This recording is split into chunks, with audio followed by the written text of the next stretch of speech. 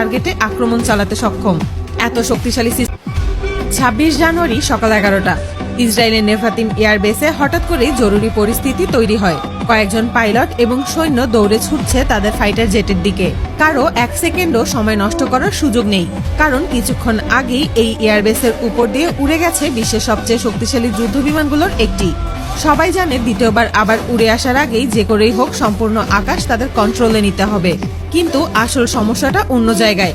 ইসরায়েলের আকাশ প্রতিরক্ষা ব্যবস্থা পৃথিবীর মধ্যে অন্যতম শক্তিশালী।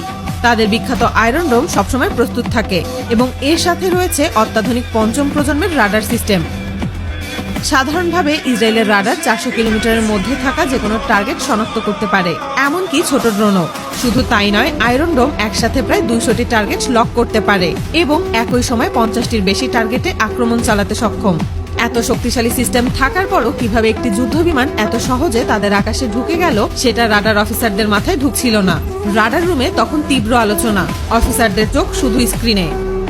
বিমানটাকে একবার দেখা যাচ্ছে, আবার কিছুক্ষণের মধ্যেই হারিয়ে যাচ্ছে। কিছুক্ষণ বিশ্লেষণ করার পর একজন অফিসার নিশ্চিত হন এটা সাধারণ কোনো বিমান নয়, এটা রাশিয়া তৈরি অত্যাধুনিক স্টেলথ ফাইটার জেট।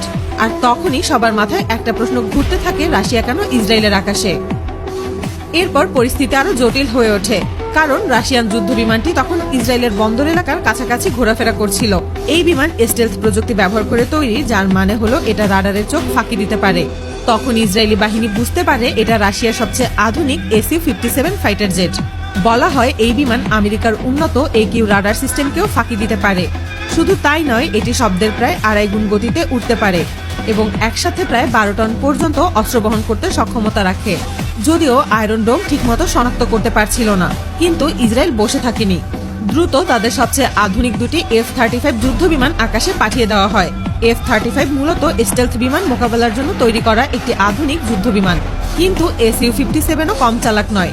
এই বিমানে রয়েছে বিশেষ সেন্সর, যা প্রায় 200 কিলোমিটারের মধ্যে থাকা যে কোনো শত্রুকে শনাক্ত করতে পারে। ফলে রাশিয়ান পাইলট সহজেই বুঝে যায় তার দিকে দুটো বিমান এগিয়ে আসছে।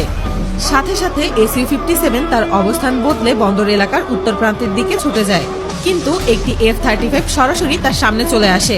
সাধারণত এমন পরিস্থিতিতে যে কোনো বিমান দ্রুত পালানোর চেষ্টা করে, কিন্তু ইসরায়েলি পাইলটরা খেয়াল করে SU-57 যুদ্ধ বিমান একটুও ভয় পাচ্ছে না।